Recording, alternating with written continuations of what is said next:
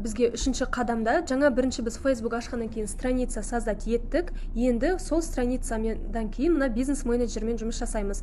Бұл бизнес менеджерді кіретін кезде арнайы Google-ға мына business.com/overview деп табу арқылы кіреміз. Мына жерде создать аккаунт деп ашу арқылы өзімізге бизнес менеджер аша аламыз. Бұның бір ерекшелігі, біз Facebook'a кірген кезде ADS менеджер арқылы бір ғана мүмкіндік береді реклама жіберуге, сол басты парақша арқылы реклама жіберетін едік. Ал бұл бизнес менеджердің ерекшелігі, бұл жерде біз бір емес, бірнеше рекламный аккаунтпен жұмыс жасай аламыз. Яғни бір ғана емес, бірнеше парақшаға реклама жіберу арқылы қолдана аламыз. Ал кеттік, енді бізде создать аккаунт дейміз. Міне, бұл жерде менде Айгерім Тасболат деп тұр. Осыны скопировать етіп алып,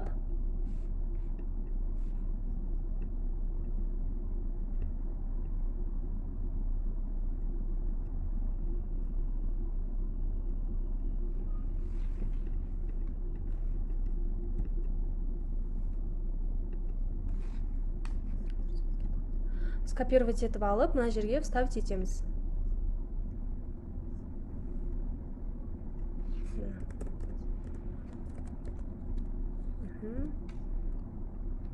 Яғни өзімізге керек атын жазамыз. Аты жөніңізді не болмаса, өнімнің аты болса да болады. Айгерім Тасболат. Мына жерде өзіміздің электронный почтамызды жазамыз.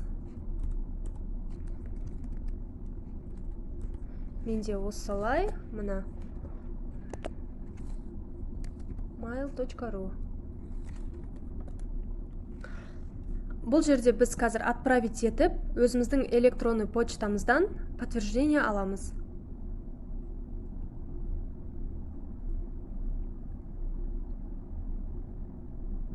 Міне, готово.